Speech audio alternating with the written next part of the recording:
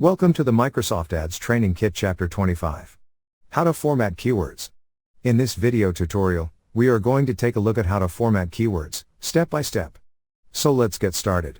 On our Microsoft Ads dashboard, we get a list of all campaigns on left. From here, select all campaigns and then select campaigns. From here select one campaign and then go to keywords. Here we get match type as well.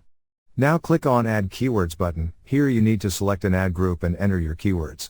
It says the keyword match type will be broad match unless you use quotes to indicate phrase match or brackets to indicate exact match. When you click on this small question button of match type, you'll get what are keywords match types and how do I use them link. Click on it. Here you get more information about it with examples of broad match keywords, phrase match keywords, the syntax of keyword with brackets. Read all this information carefully. Then enter your keywords in square brackets, in double quotes. Take reference from this help box for your keywords. So this is how you can format keywords. Thank you for watching. Please proceed to Chapter 26. How to add negative keywords. Inside that video, we are going to take a look at how to add negative keywords, step by step. See you in the next tutorial.